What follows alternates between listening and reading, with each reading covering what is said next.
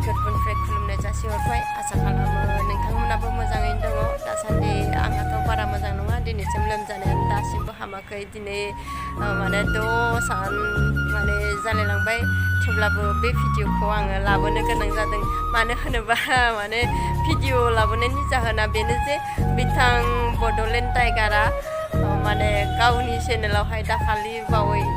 दिनै सानथामसो जाबायदां बे माने गावनि चेनेलावहाय बुंदोंमोन जे जायहा माने गोदान गावखौ साबस्क्राइब खालामगोन माने बेनो 199 नि रिसार्ज सोना होगोन माने आं बाथ्राखौ नंगौ नङा ना ओरैनो जकिंसो खालामनानै भिडिअखौ हगारदों माने बिदि सानदांथि फैदोंमोन आरो आंनि गोसोआव थेवब्लाबो माने आं बुंहरबाय जे कमेन्टआवहाय आंनोबो सोना हर आदा होननानै माने बेनो माने आंनि भिडिअ दिनै लाबोनायनि जाहोना बेनो माने बिथांखौ आं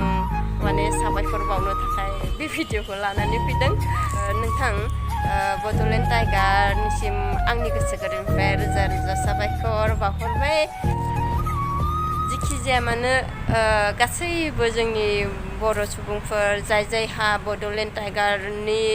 माने भिडिअखौ नायनो मोजां मोनो एबा नायनो लुबैयो बिथांखौ साबस्क्राइब खालाम आरो बिथाङा बुंनानै लाखादों जे जायहा गोदान साबस्क्राइब खालामगोन बेनो माने 199 रिसार्ज होगोन बिथाङा थारैनो नंगौखौ बुंदों आंबो दिनै हमदांना मोनबाय बिथाङा आंनोबो सोनानै हरबाय माने आं भिडिअखौ बारा गोलाव खालामला बिथांखौ हानायमानि सापर्ट खालामदो जों बर'जों बर' गावजों गाव सापर्ट खालामाबा जोंखौ सोर खालामनो नङा होनबा जायखिजाया बिथाङा हिन्दी रायलायना मोजां मोनो बा आसामिस रायलायना मोजां मोनो बे गावनि सायाव दिपेन्ड मानो होनो जों गासैबो बर' बेनिखायनो जों गावजों गाव माने अनलायनाय थानांगोन गावजों गाव फोथायलायनाय थानांगोन जिखियानो जाया मानो आं गासैखौबो खावलायो जे बिथां बड'लेण्ड टाइगारखौ माने आंनाव जाय साबस्क्राइबारबो दङ आरो सोरबाफोर गैयाबाबो जायखिजाया बेखौ माने